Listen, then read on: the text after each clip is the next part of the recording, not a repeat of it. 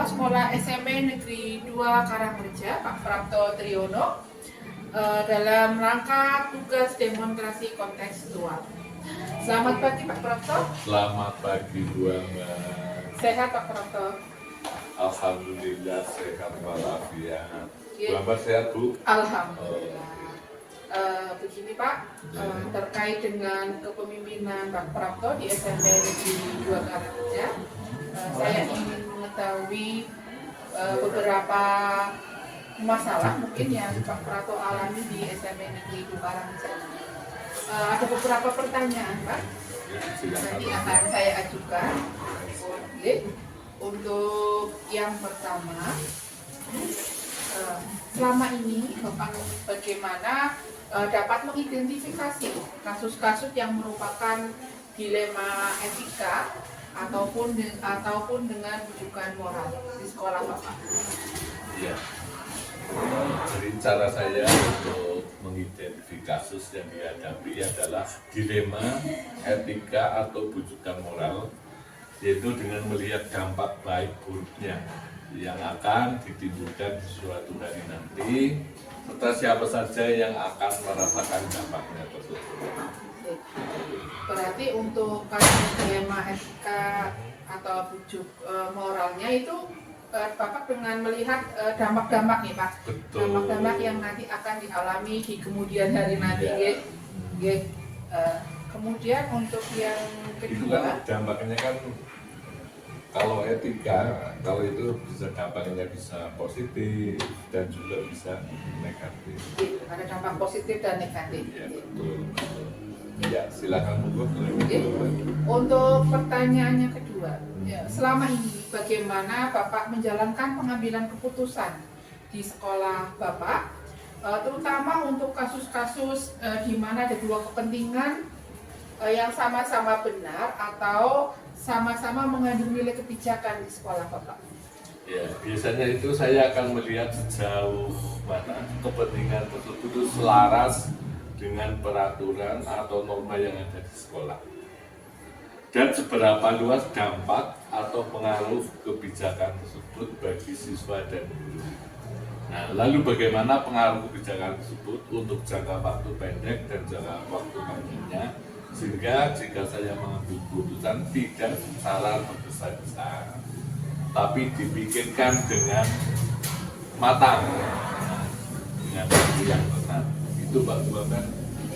Berarti, kalau untuk pengambilan keputusan, berarti Bapak memikirkan kembali dampak-dampak negatif positifnya, kemudian dengan pikiran yang tenang, baru mengambil keputusan. Betul, jadi tidak tergesa-gesa Bu Anda. Tidak tergesa-gesa.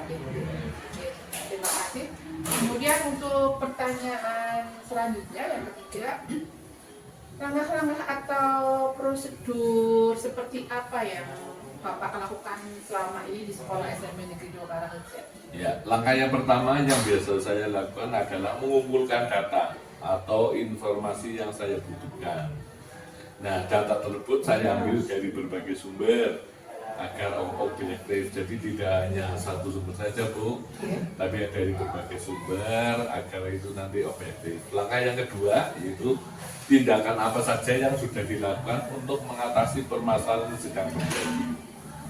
Kemudian yang ketiga, melihat sejauh mana kepentingan tersebut berjalan atau bertentangan dengan peraturan kesepakatan yang ada di lingkungan sekolah. Langkah keempat yaitu dengan mempertimbangkan beberapa luas dampaknya atau pengaruh kebijakan tersebut bagi guru, siswa, wali murid, dan lingkungan. Dan yang terakhir, bagaimana pengaruh kebijakan tersebut untuk jangka waktu pendek dan panjang. Berarti ada beberapa langkah atau prosedur dalam pengambilan keputusan.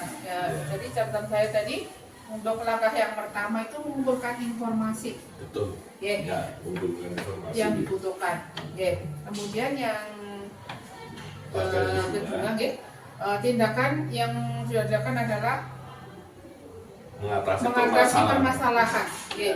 Dan kemudian yang ketiga adalah melihat sejauh mana kepentingan tersebut bertentangan dengan peraturan di sekolah. Ya. Kemudian untuk yang keempat itu mempertimbangkan dampak dari keputusan yang akan diambil. Ya. Oke, kemudian yang terakhir adalah untuk melihat dampak dari jangka panjang dan jangka pendek nanti ketika keputusan yang Bapak ambil itu. Ya, jadi yang keempat itu nanti pengaruh atau dampaknya di kedepannya, ya. Jangka waktu, jangka pendek atau jangka panjang. Karena suatu kebijakan itu nanti sangat berpengaruh sekali, Bu. Iya, betul, Ya, Pak. itu, Bu. Kemudian untuk pertanyaan berikutnya yaitu hal-hal apa yang Bapak anggap efektif ketika mengambil keputusan dalam kasus-kasus dilema etika yang Bapak alami? Menurut saya yang paling efektif dalam mengambil keputusan adalah kita harus tahu akar permasalahannya. Telah melalui tahapan-tahapan yang benar dalam mendampingi dan mampu mengkomunikasikan dengan baik. Itu, Bu, jawaban saya. Berarti ketika permasalahan itu ada, untuk langkah yang lebih efektif itu mencari akar permasalahan terlebih dahulu. Iya, akar penyebabnya apa gitu. Sehingga nanti ada ketemu solusi untuk dikomunikasikan. Kemudian untuk yang kelima, pertanyaan kelima, hal-hal apa yang selama ini merupakan tantangan bagi Pak Prato dalam pengambilan keputusan dalam kasus dilema etika di sekolah?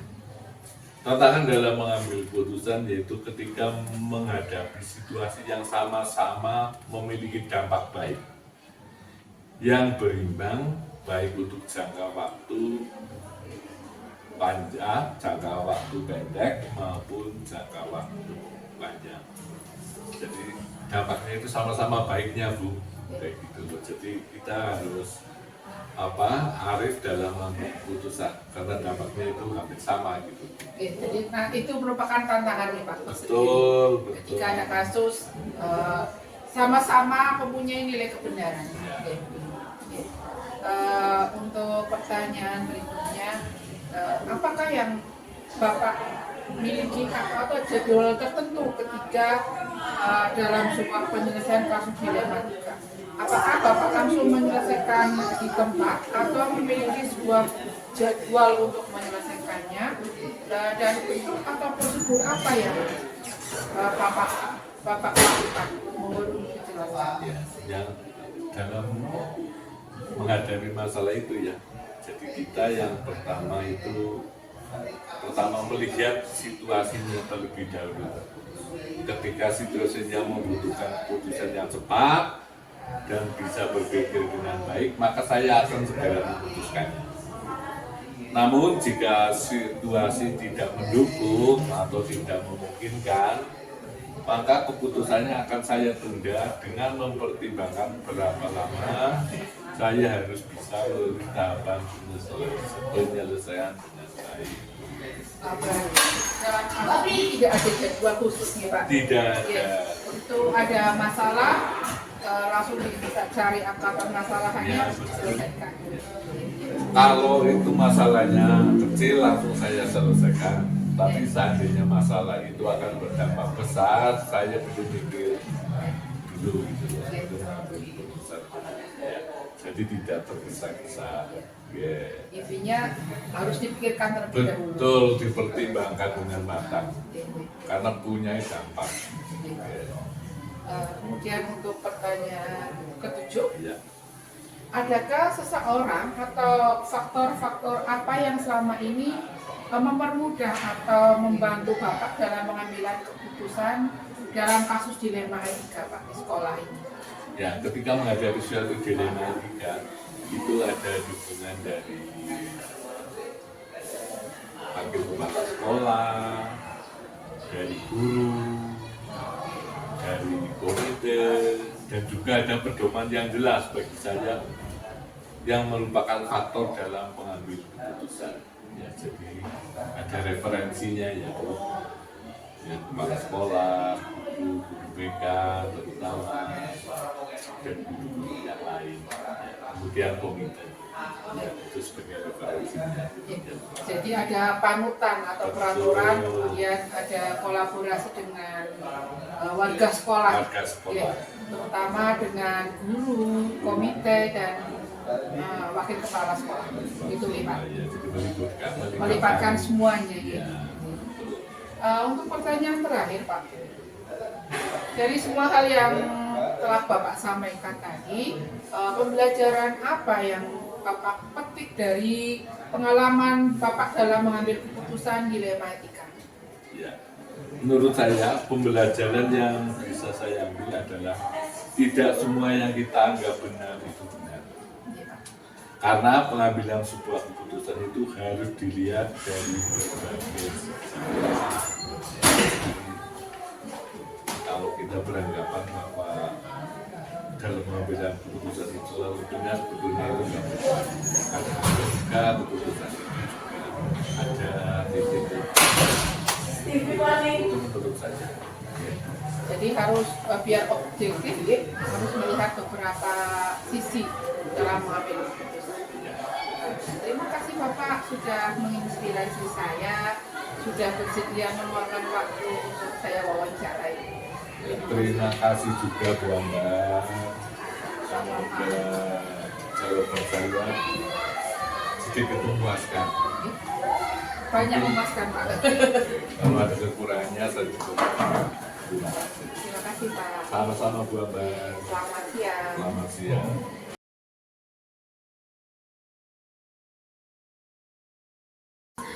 Bismillahirrahmanirrahim. Assalamualaikum warahmatullahi wabarakatuh.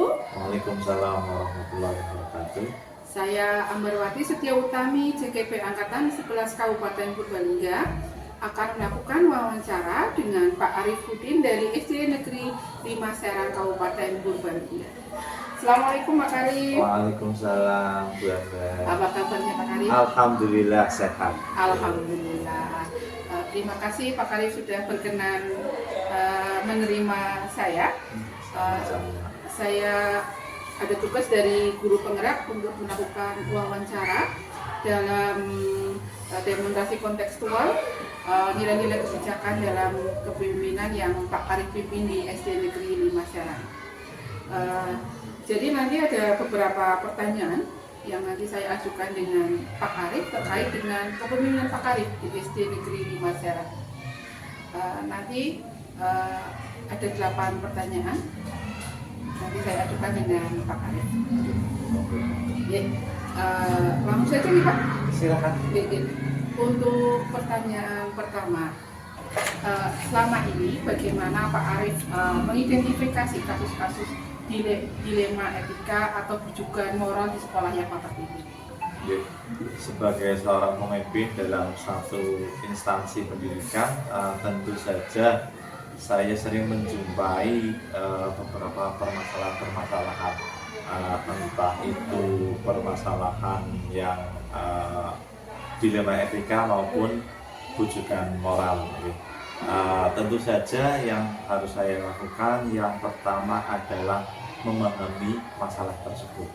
Kemudian setelah memahami masalah tersebut, saya harus mengidentifikasi apakah masalah tersebut masuk sebagai dilema etika atau bujukan moral. Ya, tentu saja ada beberapa pertanyaan-pertanyaan terkait dengan permasalahan yang tersebut. Ya, apakah dua penyelesaian itu sama-sama mengandung nilai kebenaran, kemudian keduanya tidak bertentangan dengan hukum atau norma yang ada, kemudian tidak menimbulkan ketidaknyamanan sosial, maka kalau lolos dari dua persyaratan tersebut, itu merupakan sebuah dilema etika. Tetapi apabila dari beberapa pertanyaan tersebut atau tidak lolos dari pengujian-pengujian yang tadi, maka dapat disebutkan bahwa itu adalah bujukan moral. Sehingga kalau masuknya bujukan moral, kita tentu dengan mudah dapat mengambil keputusan seperti itu. Berarti dengan kata lain memahami permasalahan Memahami, apakah itu dipahami dulu. etika atau putusan. Betul. Oke. Kemudian untuk pertanyaan yang kedua, selama ini bagaimana Bapak menjalankan pengambilan keputusan di sekolah Bapak, terutama untuk kasus-kasus di mana kedua kepentingan yang sama-sama benar atau sama-sama mengambil nilai kebijakan. Ya, tentu ini merupakan sebuah keputusan yang berat nih, mengingat kalau dilema etika kan dua-duanya sama-sama benar. Kemudian tentu saja kita harus mengambil keputusan yang baik dari yang baik itu, intinya keputusan yang terbaik lah. Yang pertama saya lihat permasalahan itu membenturkan pihak mana, apakah itu untuk kepentingan perorangan atau pribadi dengan kepentingan banyak orang, kemudian membenturkan rasa keadilan atau kesetiaan, kemudian yang terakhir apakah penyelesaian itu berdampak pada masa sekarang atau berdampak pada masa yang akan datang. Seperti itu. Berarti pengambilan keputusan itu dilihat dari nilai-nilai kebajikan ya. Betul. Nah, kemudian untuk pertanyaan yang ketiga, Pak Arif, langkah-langkah atau prosedur apa yang Bapak lakukan selama ini dalam pengambilan keputusan? Ya. Yang pertama, tentu saya akan berpikir bagaimana keputusan yang saya ambil itu mengandung banyak manfaat daripada mudaratnya. Ya, jadi keputusan mana yang nantinya mempunyai banyak manfaat, kemudian sedikit akibat atau sedikit mudaratnya, itu tentu keputusan-keputusan yang saya ambil. Tentu saja nanti saya akan berpikir ada beberapa prinsip berpikirnya ya, berdasarkan peraturan atau rasa peduli. Kemudian nanti setelah akan saya ambil keputusan tersebut, saya investigasi apakah dampak dari keputusan-keputusan yang saya ambil, seperti itu. Kemudian setelah keputusan diambil, saya tinjau kembali apakah keputusan yang saya ambil sudah tepat atau belum, seperti itu. Berarti pengambilannya itu langkah-langkahnya itu dilihat dari apa manfaatnya dan apa mudaratnya gitu. Oke, jadi setelah diambil nanti diuji lagi. Ya, insya Allah keputusan yang diambil itu bisa dipertanggungjawabkan. Terima kasih Pak Arif. Kemudian untuk pertanyaan selanjutnya, hal-hal apa saja yang selama ini Pak Arif anggap efektif dalam pengambilan keputusan pada kasus-kasus dilema etika di sekolah yang Bapak pimpin? Ya.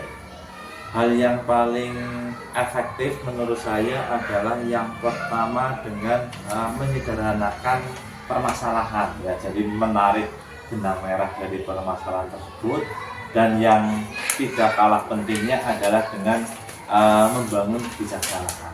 Insya Allah keputusan yang diambil tidak terburu-buru, kemudian tidak berdasarkan hawa nafsu atau yang lainnya, yang jelas keputusan yang bisa dipertanggungjawabkan. Berarti yang dianggap efektif itu menyederhanakan permasalahan, kemudian menarik benang, kemudian bahwa keputusan itu banyak manfaatnya ya Pak. Kemudian untuk pertanyaan selanjutnya, hal-hal apa saja yang selama ini menjadi tantangan bagi Pak Arif dalam pengambilan keputusan, khususnya pada dilema etika? Dalam pengambilan keputusan dilema etika itu merupakan menurut saya suatu hal yang wajar ketika keputusan yang kita ambil itu tidak memuaskan semua pihak, atau artinya tidak semua pihak dapat menerima keputusan yang kita ambil, seperti itu. Nah, PR kita adalah bagaimana meyakinkan pihak-pihak tersebut agar bisa secara ikhlas menerima keputusan yang kita ambil. Kemudian berikutnya adalah bagaimana kita mempunyai komitmen dan konsisten untuk melaksanakan keputusan yang sudah menjadi keputusan bersama ini juga merupakan suatu tantangan seperti itu. Berarti tantangannya itu pada mengakomodir bagaimana semua orang berpendapat kemudian bisa menerima keputusannya. Selanjutnya Pak Arif, apakah yang Bapak Arif memiliki? Apakah Pak Arif memiliki sebuah jadwal tertentu dalam penyelesaian kasus dilema etika? Kemudian apakah Pak Arif juga langsung menyelesaikan di tempat atau memiliki sebuah jadwal khusus untuk menyelesaikan permasalahan tersebut? Kemudian bentuk atau prosedur apa yang Pak Arif jalankan selama ini? Untuk jadwal saya rasa ya tidak punya, tidak ada jadwal khusus terkait dengan penyelesaian sebuah kasus.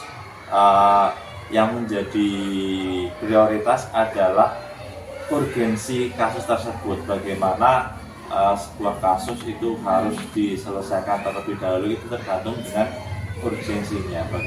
Yang jelas, yang pertama itu demi menjaga kondisi lingkungan agar tetap sehat, tetap nyaman seperti itu, ini yang menjadi prioritas utama. Jadi sekali lagi tidak ada jadwal khusus terkait dengan penyelesaian sebuah kasus.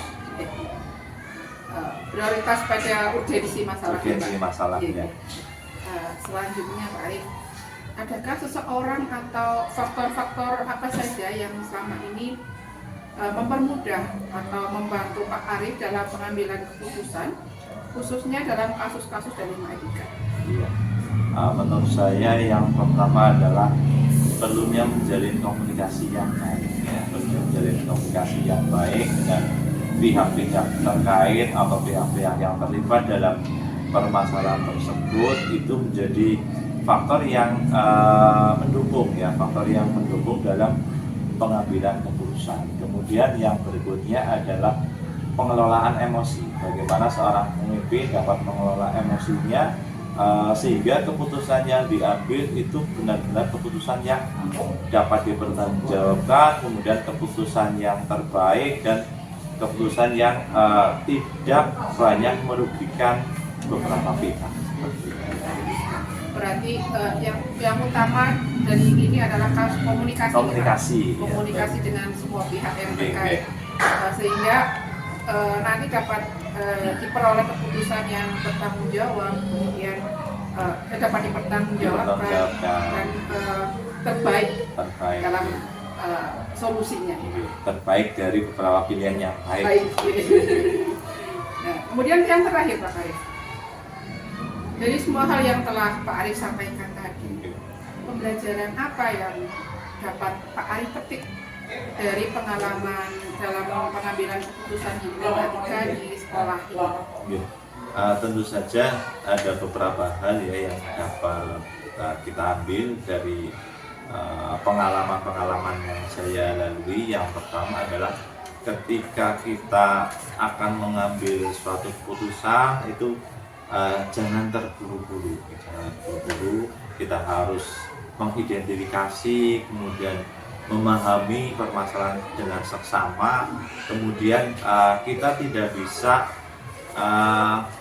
mengambil sudut pandang dari satu pihak saja. Jadi ada dari dua belah pihak yang saling berbenturan, itu kita harus pahami, kita harus ambil sudut pandangnya sehingga keputusan yang diambil bukan keputusan sepihak atau bukan keputusan berdasarkan kepentingan segelintir kelompok saja seperti itu. Ya, jadi pada intinya itu tidak boleh terburu-buru. Tidak boleh terburu-buru. Kemudian diidentifikasi dulu, betul. dipahami akar permasalahannya. Kemudian biar ini objektif nih Pak, tidak subjektif. Betul. Terima kasih Bapak.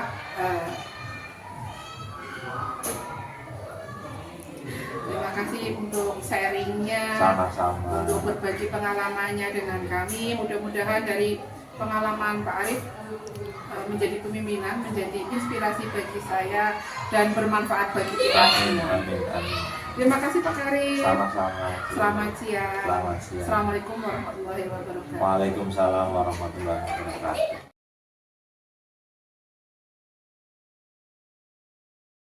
Bismillahirrahmanirrahim. Assalamualaikum warahmatullahi wabarakatuh. Assalamualaikum warahmatullahi wabarakatuh.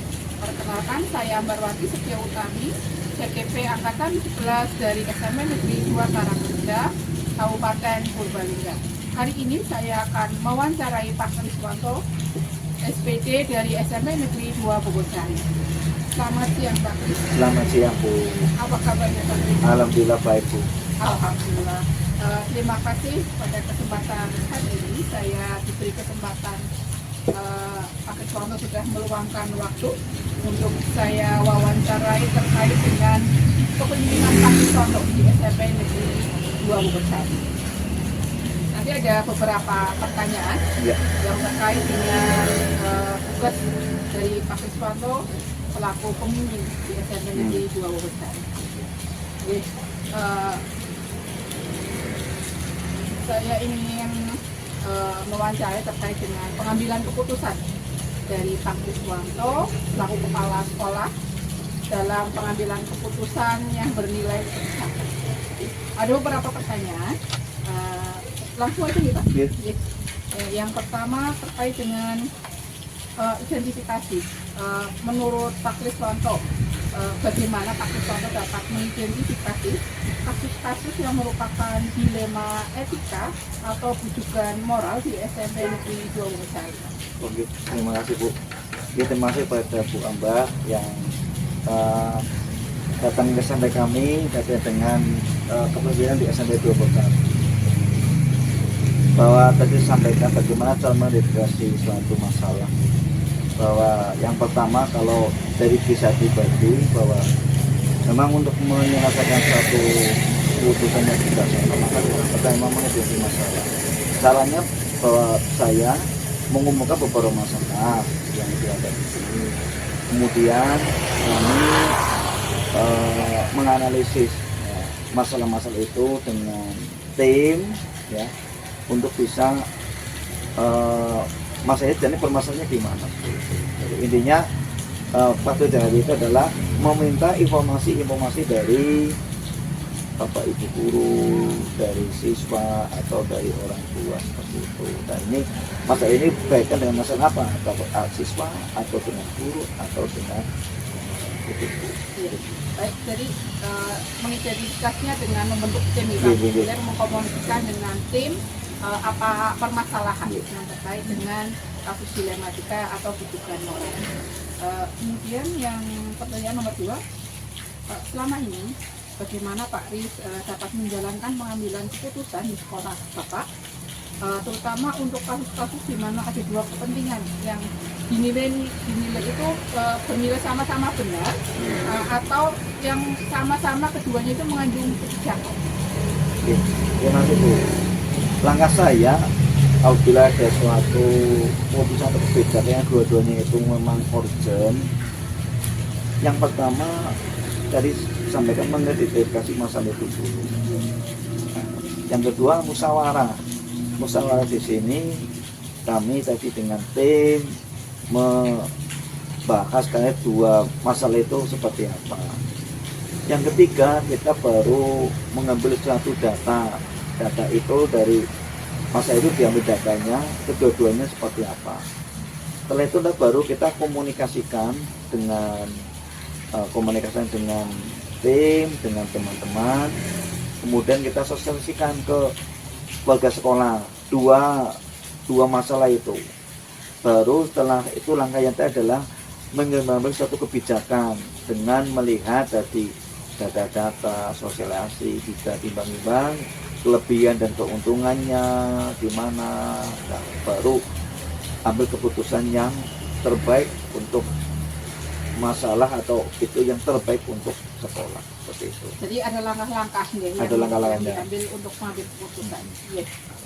Kemudian untuk yang ketiga ini yang terkait dengan yang itu tadi nih Pak, langkah-langkah atau prosedur apa yang Pak Kris jalankan dalam proses pengambilan keputusan?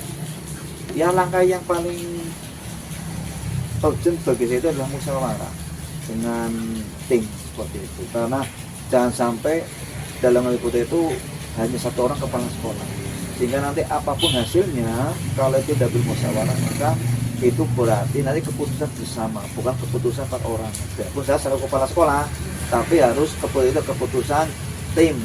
Jadi nanti akan lebih valid, lebih mewakili seluruh warga sekolah kalau seperti itu untuk kepentingan bersama.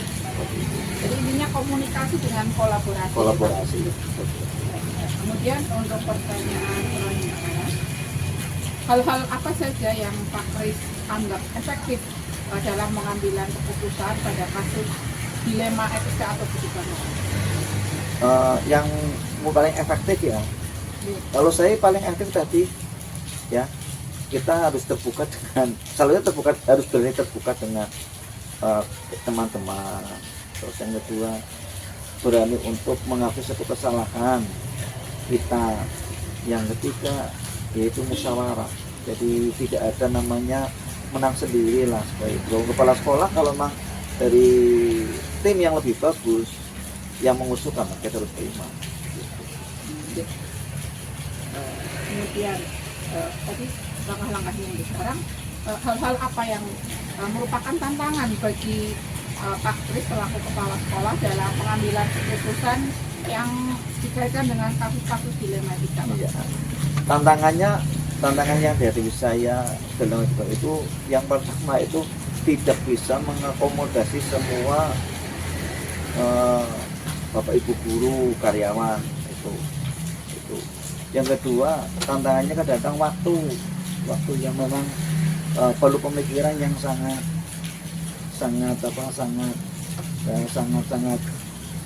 urgent atau sangat lama. Yang ketiga, tidak semua bapak ibu guru atau tim itu bisa memberikan masukan kaitannya dengan masa-masa yang dihadapi. Itu. Yang keempat, waktu untuk bisa ketemu dengan tim itu kadang-kadang kita kesulitan itu. Tapi dengan semua tantangan itu, kalau kita tadi semua menyempatkan, semua ada koordinasi, kolaborasi, maka tantangan itu tidak jadi hambatan, tapi jadi yang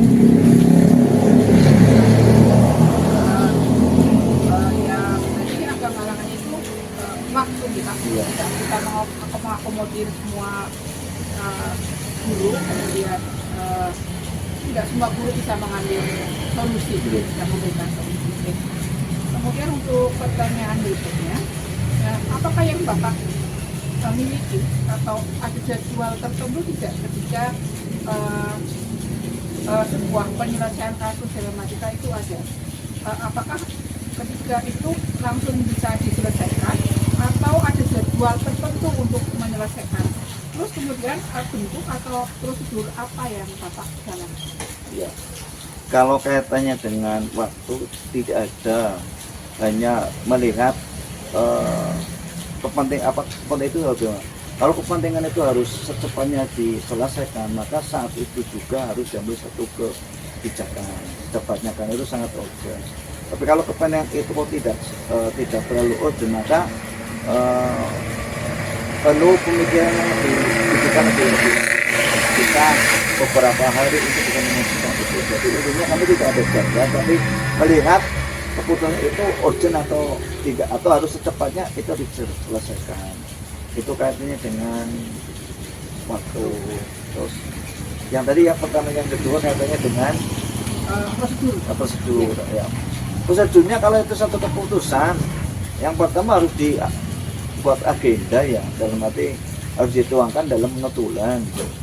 Notulen di situ harus ada data hadir, berita acara, hari keputusan, sehingga untuk menguatkan bahwa itu adalah suatu keputusan yang memang bisa dipertanggungjawabkan, bukan hanya lesan, tapi harus tadi ada notulen, ada data hadir, yang ada hasil keputusan yang diputuskan di situ. Itu seperti itu. Menginspirasi saya. Kemudian pertanyaan berikutnya, apakah seorang atau faktor-faktor yang selama ini mempermudah faktor-faktor ini mempermudah atau membantu Bapak dalam mengambil keputusan dalam kasus dilema etika? Faktor yang memudahkan yang jelas Bapak Ibu guru di semua 2 profesor ini welcome, dalam arti welcome kalau diminta masukan pendapatnya, tidak ada yang nggak mau, pasti mau. Yang kedua, diminta data pendukung, mereka pasti akan menyampaikan. Jadi ini mempermudah dalam penyelesaian kaitannya dengan soal masukan.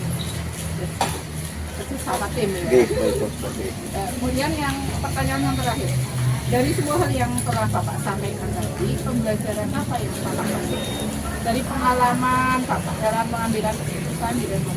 Ya. Dari itu semua yang di semuanya pengaruh itu, satu, kita selalu musyawarah, ini gitu, kita ada kolaborasi dengan teman-teman, tidak pernah ngaku yang paling benar sendiri, gitu kan, walaupun kita pimpinan tapi harus berani menerima masukan dari Bapak Ibu guru. Maka insya Allah keputusan yang diambil itu akan semuanya baik untuk semuanya, bukan baik untuk saya tapi baik untuk semua warga sekolah. Jadi ketika pengambilan keputusan itu intinya adalah musyawarah untuk mufakat, Seperti itu. kemudian saling menghargai pendapat. Seperti itu. Terima kasih Pak Kris Ya. untuk sharing hari ini. Mungkin menjadi acuan atau inspirasi bagi saya juga ke depannya bahwa pimpinan seorang pemimpin itu selalu mengkomunikasikan apa yang menjadi permasalahan, dikomunikasikan, kemudian untuk itu dibentuklah tim agar kita mengetahui karakter dari masing-masing orang, sehingga nanti ketika pengambilan keputusan itu selalu mengedepankan musyawarah untuk mufakat. Ya, seperti itu. Intinya seperti itu. Terima kasih Pak Oke, Kris. sama-sama. Semoga sharing berbagi pengalaman Bapak menjadi inspirasi bagi saya dan bermanfaat untuk semuanya. Oke, amin amin. Turun Bu. Terima kasih Pak Kris. Oke, terima kasih. Assalamualaikum warahmatullahi wabarakatuh. Waalaikumsalam warahmatullahi wabarakatuh.